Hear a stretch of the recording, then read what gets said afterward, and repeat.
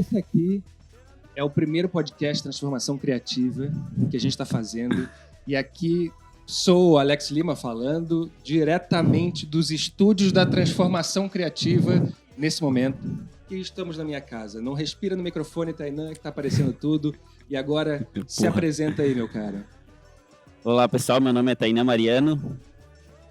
E eu sou jogador de videogame. Boa, cara. E mais do que isso, o que você faz, cara? Mais do que O que eu faço, mais do que jogar videogame, eu trabalho com consultoria em marketing, com growth hacking. Boa. E tu veio aqui na minha casa hoje. Tu sabe o que você está fazendo aqui agora, não? Não. Então é basicamente esse o motivo do podcast que vai ser começado e a gente vai falar sobre coisas, sobre improvisos, enfim. Show de bola. Eu vi que você está falando sobre um assunto que me interessa muito. Qual que é? Interessa muito a transformação criativa, interessa muito a Natália, que está ali por dentro, a todo mundo, que é sobre Sociedade 5.0. Eu quero que você me fale um pouco sobre isso. Show de bola. Cara, Sociedade 5.0, basicamente é o seguinte, mais cedo esse ano eu fui para o Japão, e aí eu entendi um pouco melhor do porquê o Japão é do jeito que é o Japão. E para o Brasil e para qualquer outro país ir na pegada do que é um país como o Japão, a gente tem que nascer de novo, enfim, nem nascendo de novo, não tem condições. Cara, é um povo educado, é um povo que se preocupa com os outros, é um povo que respeita os outros, enfim. Então, ali no Japão, surgiu essa história de Sociedade 5.0, que é, depois de ter passado aí diversas eras, e aí a última era da informação, o pessoal no Japão está discutindo a sociedade do bem-estar, na verdade. É a gente fazer o que a gente faz, mas se preocupando com o ser humano para valer, colocando o ser humano, colocando o cidadão no centro das nossas atividades. Então, basicamente, não é mais única e exclusivamente pelo ego, não é mais única e exclusivamente pelo capital, pelo dinheiro, mas a grande preocupação é as pessoas vivendo bem. Então, imagina o Japão, que é um país completamente robótico e tudo mais, e começa aquela discussão de automação, de tirar o emprego das pessoas e aquela coisa toda, que é uma discussão eterna, mas é como que toda essa industrialização, robotização e automação das coisas, na verdade, cria a oportunidade das pessoas viverem melhor. E a sociedade como um todo, não quem tem capital vivendo melhor e quem está na beira ou na margem dessa sociedade com dinheiro vive. Entendi. E eu queria, dessa comparação que você teve no Japão agora, provavelmente você não teve indústrias, não passou nisso, enfim, não. Também pouco importa, mas eu queria que você botasse, no teu ponto de vista, na tua visão, qual é a distância que a gente está de um comportamento desse, que mistura pessoas, mistura economia, mistura movimentos, mistura uma série de coisas com o tão falado indústria 4.0 e desejado agora. Qual é a distância que a gente está disso?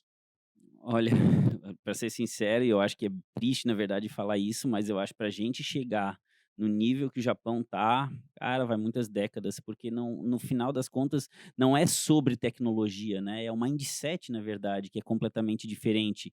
Então, pensa que numa escola, e eu falo, é o básico, mas pensa que numa escola no Japão, a gurizadinha, a criançadinha, aprende a servir os outros, né? Faz comida, lava louça, limpa o chão da sala de aula. Então, tem 6, 7, 8, 9 anos limpando a sala de aula, meditando, servindo os colegas, enfim, aprende isso de criança. Então, não tem a ver com... Claro, tem, indústria 3.0, claro que é tecnologia, mas ali eles conseguem pensar tecnologia, eles conseguem pensar tudo que eles fazem pensando no outro, e não atingir o espaço do outro, o respeito e por aí vai. Então eu vejo que, cara, assim, olha, primeira coisa mais chocante chegando no Japão é que, o vaso sanitário é tecnológico, né? Tu chega lá, aquela porra esquenta tua bunda. Então tem tanto botão no vaso sanitário que cara, tu nem, enfim, tá longe, estamos muito longe. Mas não é só do vaso sanitário, né, cara? É longe dessa questão de mindset, não, assim. Em questão de mindset, estamos muito longe. E aí que vem o que é importante para nós de transformação criativa isso. Você acha que Sociedade 5.0 ele tem um viés de mais do que o hardware, a conectividade pela internet e tal, que isso, enfim, digamos, a transformação digital, Transformação 5.0 é uma transformação criativa da sociedade? Bom, se tem uma coisa, ela é agora dizer se ela é criativa ou digital, talvez eu não tenha bem certeza. Agora, uma coisa é, ela é muito mais criativa do que ela é digital. De novo, tecnologia por tecnologia, não importa. O que eles criam lá, 2 dias depois pode estar aqui no Brasil pelo preço que a gente quiser pagar, enfim. Agora, acessar o mindset, acessar o que esse pessoal acessa, é muito mais complexo. Devido à nossa história também de Brasil, enfim, devido como que a gente foi criado e por aí vai. Então, a parte digital e a parte tecnológica é a parte fácil da equação.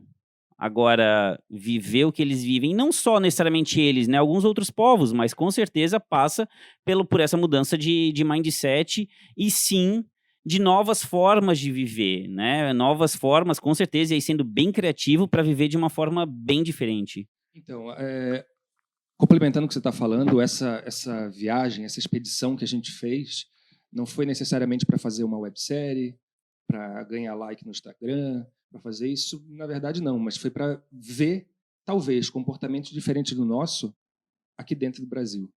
E a gente viu, cara, a gente percebeu muita coisa muito para frente, sabe? Mas sem o discurso de pitch, elevator pitch, sem o discurso de Faria Lima, entendeu?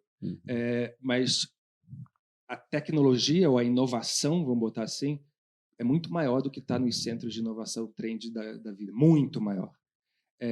O valor do dinheiro lá, claro que tem, claro que vale e claro que precisa, mas o valor maior não é do dinheiro, cara. São outras coisas, são conexões de outra forma, são respeitos de outra forma, são entendimentos e contratos, entre aspas, de outra forma.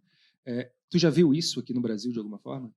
Olha, engraçado porque, inclusive, motivado por vocês, eu acabei fazendo a minha trip de motoca, né? Então, eu saí daqui de Floripa, fui até o Paraguai, passei pelo Paraná, oeste de Santa Catarina, Rio Grande do Sul, e eu tive a oportunidade de visitar diversas cidades pequenas. E nesse 1 mês que eu passei viajando ali, ali eu percebi que, viajando pelo oeste, principalmente pelo oeste de Santa Catarina, eu consegui ver como a gente vive diferente, como a ilha, como Florianópolis vive diferente do oeste. Isso não quer dizer que um vive melhor ou vive pior do que o outro, mas vive diferente, com diversos negócios brilhantes, com as pessoas interagindo de uma forma diferente, de uma forma que, para ser sincero, deu vontade de sair de Florianópolis, de sair da praia e ir embora para o oeste de Santa Catarina, porque talvez lá eu tenha encontrado mais pessoas, não sei dizer se do bem, mas com certeza autênticas naquele modo de viver, sem ter que ficar nessa bolinha startup, nessa bolinha transformação digital e palestrinha e o escambau. Então, acho que de uma forma mais simples, do contexto que vocês viram, com certeza deu para ver um pouco em Santa Catarina que eu acho que tem uma barreira enorme entre o que é a bolha de Florianópolis e o que é o resto do estado. Que dirá do Brasil, né? Do Brasil, com certeza, provavelmente. E assim, não é um papo, e eu sei que você não está fazendo isso, de melhor ou pior, ou de comparativo de métricas de sucesso. Mas ainda assim é uma mudança de mindset, né? Olhar qual que é a direção, olhar o que é real, ou o que pode ser real, parecer real para você, olhar qual que pode ser o próximo passo.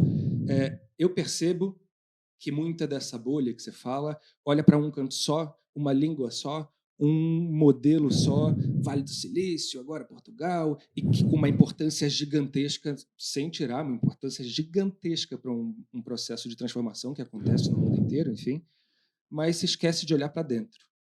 Se esquece de olhar, e não falo só valorizar o sertão do Cariri, não é isso, mas aqui em Santa Catarina mesmo, Luzerna é uma cidade que tem um conhecimento de inovação muito grande, mas ninguém olha ali, ou começa a se olhar agora. Chapecó, hein? Quanto você acha que os empreendedores de startup e tal estão realmente tirando a porra da bunda da cadeira, indo no fundo ali, independente de onde está, se está em Brasília, se está na coisa, se está aqui em Florianópolis, eles estão saindo dos grandes centros de inovação, indo ver a real mudança que está acontecendo. Quanto que você acha que isso é verdade? Não, acho que não, isso não é verdade, com certeza. E aí, assim, se a gente vê que até as empresas que entram no agronegócio, essas agrotechs, elas estão, na verdade, nos grandes centros, querendo falar de fazenda, de São Paulo, e das capitais, com certeza não está lá. Então, se a gente começa a discutir de que o mundo é customer centric e a gente tem que olhar para o cliente e tudo mais, cara, só tem um jeito de entender o cliente, tem que ser lá na casa do cara, no quintal dele. E o quintal dele não é ali na praia, né? Não é em Jurerê. Enfim, então, e assim, e é como tu falou, não falo isso porque é melhor ou é pior, não importa. Eu acho que em Florianópolis a gente vive dentro de uma tribo, certo? E aqui nessa tribo que a gente vive, a gente tem que viver esse mundinho Vale do Silício, startup e tudo mais. Uns continuam e vão tocar isso por um bom tempo, outros vão cansar e vão querer viver em outras tribos ou entender outras coisas. Ou, na verdade, vão entender que independente da tribo, não é o statusinho social que importa, mas é o que o cara está vivendo, o modelo de vida, enfim. É, é isso, modelo de vida. Então, acho que, sem dúvidas nenhuma, né? E aí, inclusive, pela nossa conversa, o que a gente vive no litoral é muito diferente do que a gente vive no resto do Brasil. E no resto do Brasil, com certeza, tem grandes oportunidades. Quando eu morei na Irlanda, imagina, a Irlanda é um país com 4, 5 milhões de habitantes, que é menor do que Santa Catarina. Quando eu voltei de lá, eu tinha uma certeza. Lá não era necessariamente o país, e não é, porque eles sabem disso, não é necessariamente o país onde tu monta um negócio e tu atende só aquele paizinho. Tu já nasce pensando em Europa, já nasce pensando em todo um contexto mundial, por conta que eles falam inglês e por aí vai.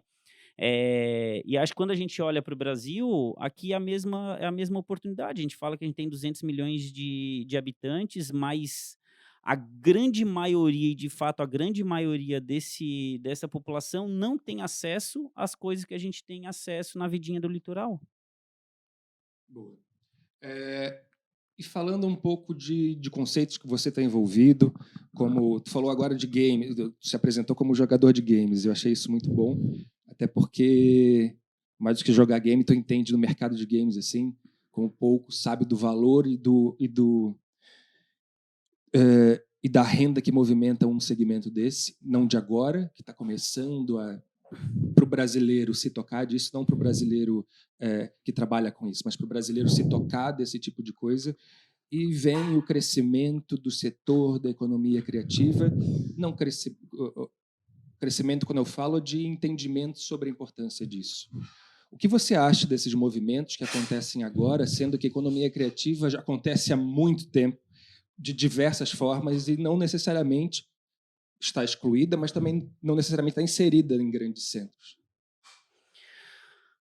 Bom, é isso aí. Eu acho que a economia criativa ela existe desde sempre, desde que o mundo é mundo, tem a tal da economia criativa. É só porque eu acho que de tempos em tempos a gente, de certa forma, inventa nomes, a gente cria e vai criando os clusters de economia criativa, ou de tecnologia, ou de agronegócio, enfim. Acho que, basicamente, a oportunidade que a gente tem agora é porque as grandes mídias ou os grandes grupos começam a olhar para economia criativa como, de fato, uma oportunidade para eles de fazer dinheiro, de aumentar capital e por aí vai. E aí sim ganha palco, vamos colocar assim, ganha holofote de falar disso. O que já vem acontecendo, independente de a gente querer ou não, independente de a gente olhar ou não, independente de a gente investir nisso ou não, vem acontecendo desde sempre. Então, quando a gente fala do mundo de games, jogos são desenvolvidos aí em tudo quanto é canto do Brasil, com diversas temáticas e tudo mais. E, claro, agora, de novo, tem a oportunidade de, no movimento tecnológico que anda acontecendo, games dentro da economia criativa, ganhar o seu espaço, porque acaba juntando, né? Acaba sendo um hub dessas outras atividades, de música, de animação, enfim, de cinema e por aí vai. Enfim, acho que agora dá oportunidade a gente discutindo mais disso, saindo mais, claro, a gente tem que ter todo um ecossistema que fomenta isso, independente. Acho que a gente começa a ganhar mais oportunidade de apresentar isso, mais dinheiro investido e por aí vai. Por isso que fica esse balanço de não dá para dizer que não, beleza, economia criativa, ela está fora dessa discussão de capital e transformação digital e dinheiro e vida egocêntrica e tudo mais. Não está. Ao mesmo tempo, é um balanço e é um equilíbrio entre os dois. Obviamente que eu acho que o divertido, para mim, de pensar economia criativa e, de certa forma, trabalhar no mundo de games também, é que tu vê uma forma diferente de viver, né? Se 10, 20, 30 anos atrás, com certeza 20 anos atrás, falar para tua mãe que tu queria jogar videogame, ganhar dinheiro com jogos, cara, quem que quer isso, né? A gente está formando advogado e médico todos os anos, milhares e tudo mais, então é esse caminho que a gente teria que seguir. Agora, se eu quero só, na verdade, ganhar dinheiro inventando moda, pronto, tá aí. Tá aí, eu acho que a gente volta a coisas básicas da vida, na verdade. Sem ficar louco pelo capital e pensar, de novo, aí a gente volta para a sociedade 5.0, pensar no bem-estar. E você acha que esse discurso está presente nos grandes centros? Porque quando a gente fala de economia colaborativa, não é só numa grande empresa que está com um discurso hoje do caramba. Está na favela, está no gueto, está na cultura de raiz, está no chão, entendeu? Tu acha que, para a gente, que já está com esse discurso agora, discurso não, eu vou falar numa outra língua, já está com esse pitch aceito, será que a gente está tendo acesso ao que é realmente criativo e colaborativo de essência, ou a gente está também repetindo um pitch que está sendo imposto? Porque eu vejo pouco, não que não tenha, e tem bastante coisa, na verdade, mas eu vejo pouca interação entre um segmento e outro. E são, para mim, complementares, como você falou, de uma forma extrema, mas tem pouca interação entre um segmento e outro. E, por um lado, em grandes centros, tem muita falação sobre isso agora. Qual é a distância para você? Bom, eu acho que no final das contas eu acabo vivendo um pouco disso numa forma simples, estando em Florianópolis.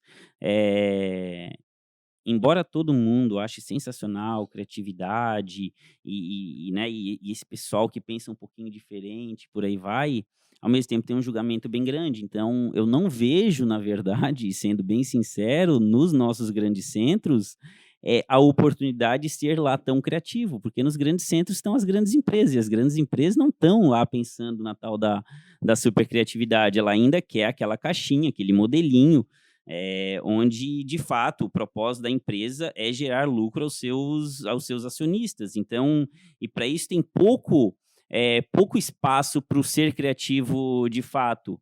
Então, mesmo quando a gente pensa, e é louco falar isso, mas mesmo quando a gente pensa nas caixas que a gente criou para desenvolver novos negócios, tem um modelinho. Tem um modelinho. Tu não pode sair muito da linha, porque senão tu não vai jogar o joguinho do se tornar um unicórnio, certo? Tu não pode colocar, de fato, a tua criatividade para valer. E por diversos motivos ao mesmo tempo. É o mercado que responde aquilo, enfim, ou é o que a mídia está colocando que o mercado está respondendo. Então, eu acho que é um super jogo de diversos fatores. Então, de qualquer forma... Todo mundo joga? Todo mundo joga? Olha, eu acho que a maioria está jogando. A maioria com certeza está jogando. Aqueles que não... Enfim, acho que está ganhando, de certa forma, em nível de consciência, está ganhando quem não está jogando. Mas no nosso modelinho de sociedade, ganha quem sabe como o jogo funciona. Entendi. Palavras de um jogador, né? É isso aí. Boa. Me diga uma outra coisa, cara. Tu é presidente da JCI. Exato. Me fala um pouco sobre isso, qual é a função, qual é o objetivo e aonde tu quer chegar com esse projeto também.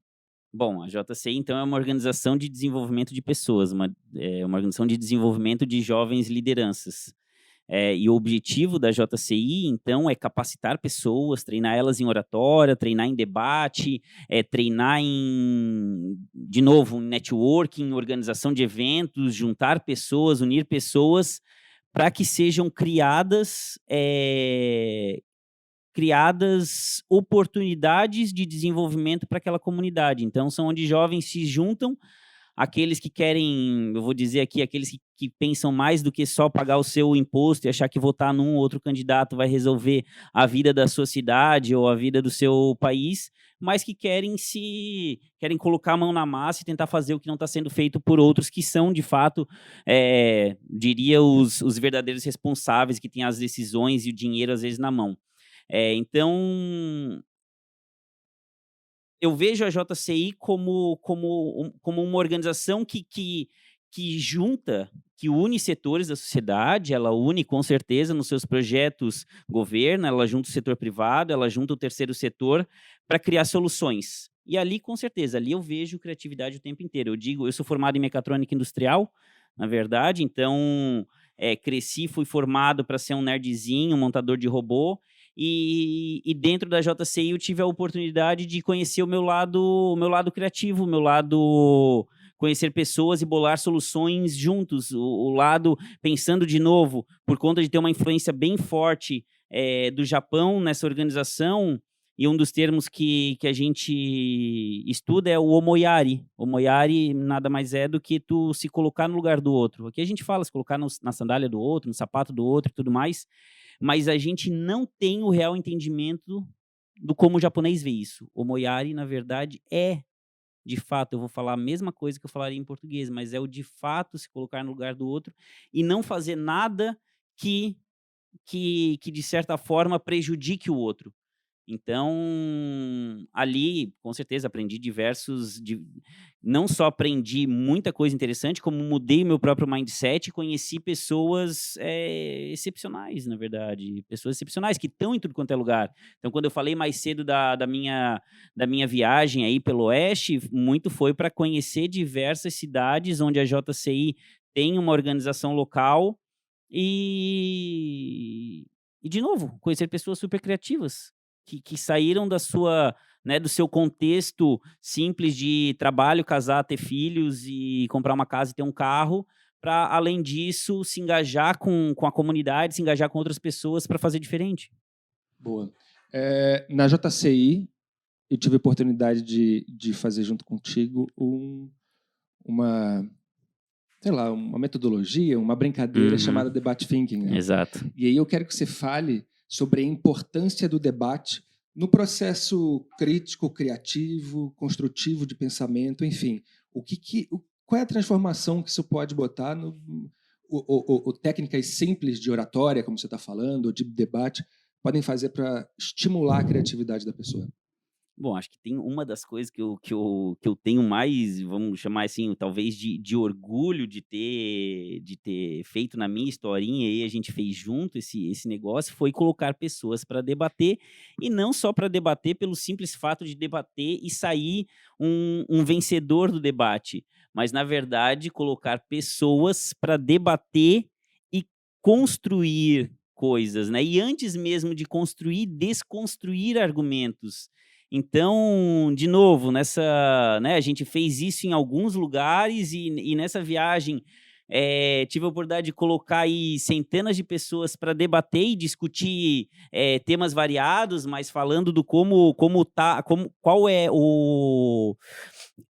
a discussão entre o marketing offline e o marketing digital e qual que é o melhor e qual que não é o melhor, enfim, e um lado, né, um debate polarizado, e a gente acaba desconstruindo diversos argumentos e construindo vários que saem de um debate as melhores estratégias. Então, vamos lá, a gente vive hoje, infelizmente, num país que debater está complicado, colocar um posicionamento no seu Facebook, no seu Instagram está difícil, haters e ataques e tudo mais. Eu acho que a gente criou uma forma, Alex, de colocar as pessoas para debater de uma forma saudável e sair desse debate construindo algo que não é nem lado A nem lado B, mas um terceiro lado, talvez, que foi criado aí da junção dos argumentos dos dois lados. E os dois lados entendendo, no final das contas, que não é polarizado para um lado ou polarizado para o outro, mas sim que tem a construção. E, claro, nesse ponto, a gente não só constrói, eu acho que constrói novos caminhos, mas a gente a gente dá a oportunidade das pessoas debaterem, na verdade, debaterem. Algumas pessoas têm medo de debater, algumas pessoas têm medo de discordar, algumas pessoas querem sempre ganhar, querem sempre debater e querem sempre vencer.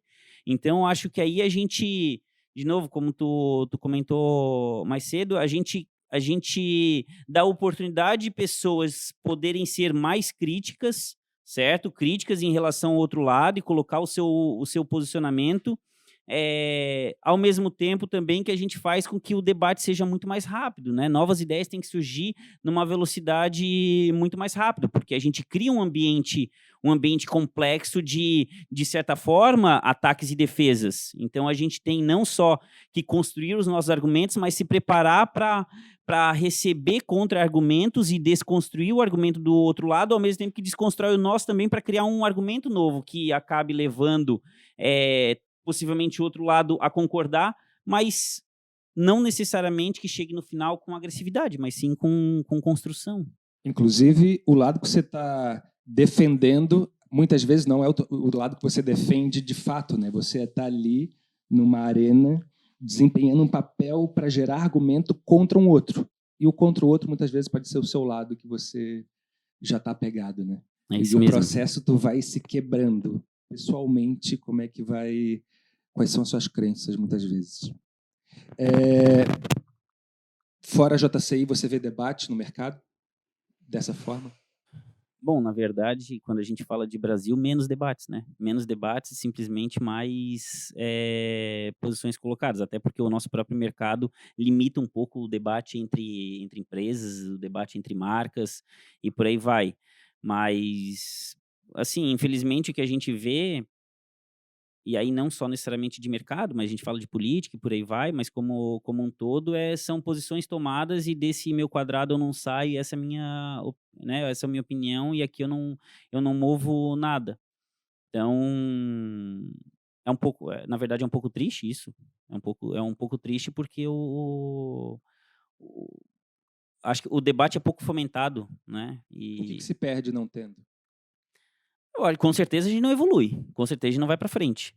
Acho que quando a gente fica na nossa posição tomada ali, sem abertura para ouvir o outro lado, inclusive sem abertura de... Não tem problema, possivelmente, concordar com o outro lado, mesmo que eu tenha uma opinião super forte, acho que a gente perde demais. Perde de a gente não entender o outro lado, perde de a gente não trazer o outro lado para o nosso lado e, claro, e a gente perde de não ir para o outro lado, visitar o outro lado, entender o outro lado e aí construir algo novo juntos. Isso no antagônico, né? Quando fala sobre sair da caixa, vai ver a dor do cliente, vai não sei das quantas, eu posso usar o debate para explorar o outro lado também? Já que no segmento, no mercado, não há tanto debate assim, mas há o discurso de saia, tire a bunda da cadeira e vai até lá. O debate não como briga, não como oposição, mas o debate de ideias, de construção, enfim, não é meio antagônico, que é uma ferramenta para inovar, mas quase nunca usada, inclusive repelida. Sim, concordo. E eu acho que assim, acho que a gente pode avançar e inclusive trazer isso para o nosso cotidiano de casa, de dia a dia mesmo. O debate ele não é nem fomentado dentro dos nossos relacionamentos amorosos, relacionamento de família, onde às vezes dentro de uma família tem de fato uma hierarquia, o pai ou o vô da família é quem fala, e é quem manda, e é quem decide quem senta onde, quem faz qual faculdade, por aí vai. Então, só aí a gente já perde muito, a gente perde dentro de casa. Por isso que, inclusive, perdendo dentro de casa, quando a gente vai para a rua, na rua eu tenho que me portar como o meu pai ou como o meu avô, como, sei lá, quem o ancião da família tocou as coisas por um determinado tempo, e até que eu me torne o pai de família, o avô, o ancião, ou o que for. Então... de fato, e aí, claro, quando tu puxa para mercado, a gente fala assim, não, vai lá, entende o cliente, por aí vai, entende o Brasil, entende as coisas, mas a gente entende pouco, a gente quer, mesmo quando a gente ouve, não, ó, o teu produto não tá bom, não, pera, que eu vou ter que dar um jeito de criar um argumento diferente para vender de uma outra forma, porque esse cara tem que entender que o que eu quero vender é isso aqui, e ele não tá me entendendo, quando na verdade... Ele é que está entendendo e tu é que não está entendendo o que está acontecendo. Acho que, basicamente, aí sim, mais uma vez, colocando o debate, isso se tornando mais normal e tranquilo debater, porque ninguém necessariamente vai atacar por maldade, que é o que acontece muito por aqui, a gente cria um ambiente onde debater é saudável. E quando a gente fala de debater, né, cara, um dos primeiros debates que tem é o debate divertido ali, né? Com Uhum. temas como coxinha de frango. O coxinha que não é de frango é coxinha? Sei lá. Então, de um tema desse pode ser um debate extremamente divertido, criativo, uma dinâmica extremamente lúdica, né? E que, de fato, você sai da tua posição de certo ou errado e você está ali para criar argumentos. Eu acho que o que a gente conseguiu inventar juntos aí foi que quando a gente coloca as pessoas para debater coisas completamente aleatórias, como de fato, coxinha que não é de frango não é coxinha, ou gatos são melhores que cachorros, ou qualquer tema simples como esse, as pessoas conseguem debater de uma forma leve. Porque de fato não existe necessariamente um certo ou um errado. E aí o debate fica leve, a discussão fica leve, todo mundo acaba sorrindo e por aí vai. Então, as pessoas conseguem sim, de fato, debater. O grande problema é quando o tema fica sério e fica complexo. Que aí tem, de fato, já os pré-julgamentos, já o que eu acredito, o que eu não acredito, tudo que eu já construí sobre o outro lado e por aí vai. E aí sim é quando a gente consegue perceber que as pessoas têm uma grande dificuldade de debater e uma grande dificuldade de ser contrariada e inclusive de opa, não posso arredar o pé, eu não posso concordar, não posso ceder e eu tenho que fazer a minha posição valer. Quando chegar no terceiro debate, o negócio Muda completamente, né? é isso. Que mais, meu caro? Que mais tu tem feito? Tu, como Olha, presidente... o que eu tenho feito, vou falar qualquer coisa aleatória, pode ser? Pode ser. Eu tenho sido feliz ultimamente, Bom. nessas últimas semanas. Principalmente por conta dessa viagem que eu fiz. Aí, claro, aí eu percebi que uma coisa que eu não que eu não dava tanto valor e eu usava de certa forma negativa é o tempo. Então, acho que, Alex, isso eu aprendi contigo também, de diversas conversas que a gente teve, mas basicamente é aproveitar melhor o tempo. Eu falo que não necessariamente precisa fazer todo o dinheiro do mundo, não necessariamente precisa vender todas as tuas horas do mundo para ser feliz, porque não é mais dinheiro que vai te fazer um cara mais feliz. Então, acho que quando tu faz um mix, faz a mistura, na verdade, o equilíbrio entre ganhar um X valor e ter tempo para curtir aquilo, me permite, nesse momento, conseguir fazer as viagens que eu comecei a fazer, que, imagina, em 6 meses eu fiquei uns 5 finais de semana em casa. Então, é claro que isso traz outras coisas, outras complexidades, mas é isso aí, tempo para se curtir enquanto a gente tem, aliás, enquanto a gente tem inclusive saúde, né? Enquanto a gente tem tempo para isso. Enquanto a gente tem tempo para isso, porque daqui a pouco o tempo vai acabar. Legal tu falar que você está sendo feliz, né, cara? Quantas pessoas poderiam dar uma resposta dessa num momento assim de supetão? Justo. É interessante isso. E isso é uma mudança de paradigma que não é de agora, né? Mas acho que vem se acentuando muito. E aqui em Floripa tem acho que o movimento pela ilha, pelo local que é, pela cabeça das pessoas que tem aqui também, que são, porra, tem muita gente foda aqui, Uhum. e muita gente percebendo que tem valores diferentes do que necessariamente só o monetário, que a proporção estava desproporcional, né? Então já estão equalizando esse tipo de situação. E quando a gente fala isso, é óbvio que são pessoas que têm uma condição melhor do que a grande maioria do povo brasileiro, mas talvez não necessariamente vivam melhor que grande parte do povo brasileiro também, só porque tem melhores condições financeiras.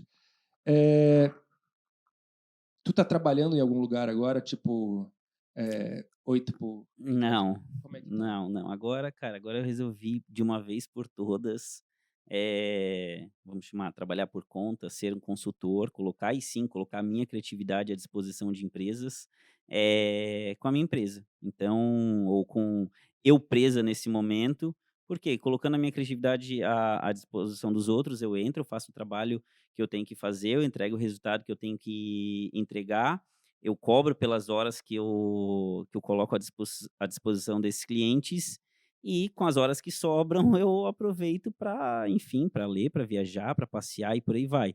Então, o que eu ando fazendo? Ando, eh, trabalhando com planejamento de marketing, ando trabalhando com growth hacking, entregando estratégia de como as empresas podem se comportar diferente, principalmente aí quando a gente puxa esse mundo de fato em mudança que a gente está, quando a gente vê essa gurizada, essa nova geração que chega agora fazendo 18, 19, 20 anos, que já começa a pensar completamente diferente da forma como a gente pensa, mesmo que tenha 10, 15, 20 anos só de diferença, mas que começa a pensar a propósito, começa a pensar de fato que não é mais o viver pelo capital, até porque a gente vê que ninguém mais passa o tempo que os nossos, enfim, pais e avós passaram nas empresas. Acho que isso tá mudando, tá bem louco, tá bem difícil de entender isso, e aí que eu vejo diversas empresas buscando tentando entender como vender para essa geração que vai virar a geração compradora, que são os próximos gerentes das grandes empresas. Em 5, 10 anos são eles os gerentes e a gente ainda não aprendeu a conversar com essa gurizada, porque a gente acha que ainda que tem que, né, ou seja, fazer marketing ou vender o ganho de capital, né? Enfim, entrar numa faculdade 1, 2 anos atrás de MBA em gestão de negócios e o professor fala que o objetivo de montar uma empresa é gerar lucro. O que tu faz quando tu ouve isso? Não é meu caso, levanta, vai embora, nunca mais volta, porque não é isso. Não é assim que a gente vai comprar e a gente sabe disso. A gente já não compra mais assim. Ou pelo menos vários de nós. Alguns ainda vão seguir as grandes marcas e as besteiradas toda, mas até nas campanhas de marketing que a gente vê as empresas tentando se remodelar, tentando parecer que tem um propósito, tentando parecer que entregam um valor que não é só apenas o produto, algumas, né, de certa forma, algumas se esforçando para valer, de que se preocupam com a sociedade, se preocupam com as pessoas, se preocupam com as comunidades que a gente tem no Brasil, porque é né, um país de fato de diversas tribos, enfim. Então, é isso, eu acho. Bacana, meu caro. O que faltou a gente conversar aqui? O que faltou? Falamos de bastante coisa. Falamos de bastante coisa. O que mais? Faltou o que mais? Não sei, é contigo. O que você sentiu falta? O que eu senti falta? Bom, talvez, na verdade, eu acho que e a gente conversa bastante disso, e aí talvez eu que te faça uma pergunta agora, visto que tu fizesse toda essa eu vou devolver agora uma pergunta, pô, depois de toda essa viagem que tu fez, de ter conhecido o Brasil de diversas perspectivas, né, e tu que tem uma vasta experiência com grandes empresas, com pequenas empresas, enfim, e aí conhecer pessoas criativas que estão fora desse nosso eixo, fora dessa nossa bolha, aí eu que te pergunto, se a gente falou de Sociedade 5.0 no começo, como que está o Brasil fora dos grandes centros para a gente caminhar caminhar para a harmonia, caminhar para uma vida em harmonia, uma vida mais tranquila, uma vida, enfim, uma vida onde pessoas possam dizer com mais tranquilidade que elas são de fato felizes e não que ficam correndo atrás do rabo. Cara, é legal isso. Nessa viagem, a gente parou em muito posto, beira de estrada, falou com muito caminhoneiro, falou com muito frentista, falou com muita gente simples de cidadezinhas que mal estão no mapa, assim. Grande parte dessas pessoas, quando a gente falava o nosso trajeto e tal, estimulavam a gente, porra, que bacana, que beleza, que tal. E grande parte delas falavam, você vai ver um Brasil que não passa na televisão. E de fato não passa. De fato não é isso. Eu fui com muito medo para essa experiência, afinal eu estava com minha família, estava um projeto, o nome de uma empresa, muito tempo. Enfim, tem toda a questão de segurança envolvida, né? Tá certo que a gente não passou em alguns centros com esse medo. mas para os lugares que a gente foi, deu um puta orgulho de ser brasileiro e uma puta tristeza, cara, de desconhecer, apesar de eu já ter viajado muito o Brasil, mas desconhecer por completo o meu país. E de não valorizar uma porrada de coisa que tem em essência, em raiz, como no Nordeste, cara. Aquilo lá é absurdo, entendeu? A riqueza que se tem lá não é só do minério que está sendo extraído de uma forma, sabe, em tragédia. São das pessoas, é da convivência, é da gentileza, é da colaboração, é da inovação, é da criação, coisas que estão nos grandes centros estão falando pra caramba, mas só que o que eu pude ver, seguindo os conselhos dos caminhoneiros, cara, tu vai ver muita coisa estranha, vai ver muita coisa, mas tu vai ver uma parada que vai abrir tua cabeça, e cada ponto que a gente parava, independente de ser um grande centro ou não, é uma brasilidade de dar orgulho. Tanto que a nossa camisa estava escrito Borogodó, uma nova moeda, por acreditar nisso. Depois dessa viagem, cara, eu não tenho dúvida nesse tipo de coisa, que esse modelo de inovação, criatividade, superação que o brasileiro tem, isso é incopiável no mundo. Enquanto as tecnologias a gente pode copiar um do outro, a gente não está dando valor para a principal riqueza que esse país tem. E é que é o seu maior diferencial. São essas pessoas que estão ali com diálogos diferentes, com vozes diferentes, com situações diferentes, independente da questão, mas que estão se virando, bem ou mal, e, cara, com uma alegria que eu não tenho dúvida que tá cheio de CEO de empresa que não vai ter que nascer 2 vezes para acessar o que os caras estão fazendo. Para mim, essa é uma inovação lá na frente, que é voltar para trás, entendeu?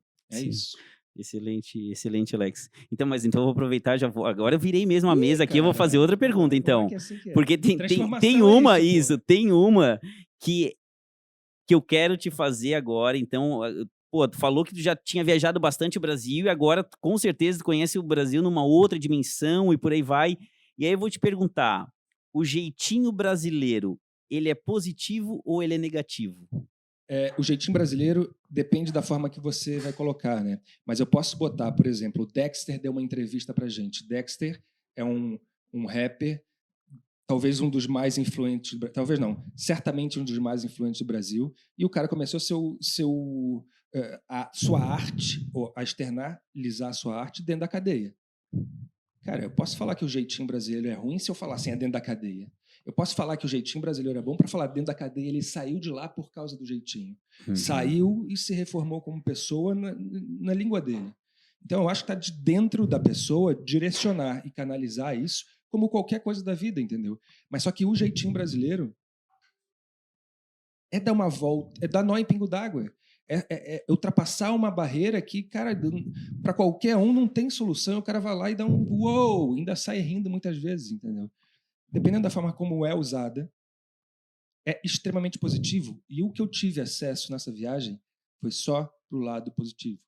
É claro que o Brasil não é mil maravilhas, é difícil, é um país que está violento, é um país que agora vive uma situação ainda mais crítica, mas talvez essa seja a nossa moeda, entendeu? Como trabalhar isso num ambiente que falam que criatividade é solucionar problema? Maluco, porra, vai numa favela, entendeu? Ali é solução de problema há 100 anos já.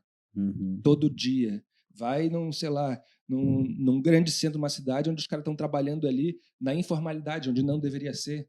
Porque não tem alguém que ajude um nano empreendedor ali naquela base lá, porque ele não tem ainda o CNPJ. Porra, não abre uma conta no banco porque ele não tem um CEP, sabe? Sim. Então, no momento desse, o cara tem que se virar pra caralho. E algumas saídas, infelizmente, são negativas. Mas eu tenho certeza absoluta que é muito minoria, cara. Se olhasse para isso, em vez de copiar o modelo X ou o modelo Y, criar o modelo Brasil de inovação que já está criado, na verdade, né? Eu acho que é isso. Excelente, eu acho que então vou falar do meu lado aqui. Se a gente começou essa conversa falando que a gente tem bastante coisa para invejar de uma forma positiva do Japão, um povo super educado, um povo que respeita o outro, um povo que se coloca muito no lugar do outro, acho que concordo contigo, se tem uma coisa que a gente pode se orgulhar, e aí sim, do lado positivo, é do jeito como a gente faz as coisas, é do jeito nosso, jeito brasileiro, porque como tu falasses, com os recursos que a gente tem, a gente faz acontecer num nível que poucos povos conseguem fazer, né? E isso eu falo aí do pouco que eu vivi na Irlanda, de ver que, cara, brasileiro na Irlanda com quase nada faz, enfim, faz mágica, né? Exato. Só ver o que está acontecendo agora, tá? Porque a gente passou nesse período, eu não sei quando esse material vai ser divulgado, vai ser passado, mas enfim, nesse período está acontecendo agora as manchas de óleo nas praias do Nordeste. Quando a gente estava em Recife, a gente começou a ver uma coisinha ou outra e tal, e falou no Rio de Janeiro com o Simão, que é o presidente do Projeto RUT. Porra, é um projeto maravilhoso de limpeza de praias, mas só que não pelo óleo, tá? A gente nem tinha se tocado e nem existia gravidade nesse nível que tá. Cara, a gente veio descendo e as manchas foram se tornando mais presentes, não visível, assim, mas as pessoas já sabiam o que estava acontecendo. Olha agora a movimentação que o povo do Nordeste está fazendo para tirar a porra de mancha de óleo no braço, maluco. No braço. Eu estava em Salvador até domingo agora. Depois da viagem eu voltei para lá. Sábado eu estava tentando ir e achar, mas já tarde, onde estavam as movimentações. No domingo já tinha uma rede de moradores ali com luva, com bota, com tudo, tirando mancha de óleo da praia do braço em várias praias do litoral da Bahia, entendeu? E da Bahia para cima, do Nordeste inteiro, onde está afetado. Então, esse é o jeitinho brasileiro que, querendo ou não, quando é bem usado, inclusive de forma coletiva, maluco, porra, cara, tá aqui, entendeu? Tá ali. Se não valoriza isso, vai valorizar o quê, cara? O quê? E é porque é nosso, porque tá ali, é porque quando o brasileiro quer mesmo, eu acho que todo esse jeitinho brasileiro, independente do nível social da pessoa, se canalizado para uma direção positiva, mano, porra, quem é que para, entendeu? E não é uma questão da pátria, não, é uma questão de, porra, tem aqui, assim como tem outros países também, que a gente não dá a mínima importância real, devem ter soluções criativas que a gente não faz a mínima ideia. Quando fala para sair da casa e sair da coisa, não é só para ir para o interior do meu estado, não é só para ir para o interior do meu país. Cara, vai pesquisar onde tu não vai, entendeu? Porque onde está todo mundo indo, a receita de bolo já praticamente é a mesma. Né? Inovar, de fato, só dentro daquela faixa. Então, é isso. Infelizmente já deu, mas provavelmente não é o último. Muito obrigado por ter vindo na minha casa sem saber que vai rolar um podcast em cima disso aqui. E são conversas aleatórias e sem nenhum tipo de roteiro que a gente quer fazer. Valeu, Tainã. Faz para o pessoal te achar em rede social. Bom, é bem fácil. Bom, bem fácil não, né? Tudo é Tainã Mariano, tá? Então, Instagram, LinkedIn, tudo é Tainã Mariano. O problema é que meu nome é THAYNAN Mariano. Então, me encontra por lá, tá? Conversamos por Instagram, Stories, LinkedIn, Twitter, o que for. Abraço, pessoal. Valeu, galera. Obrigado. Valeu, Alex. Até a próxima.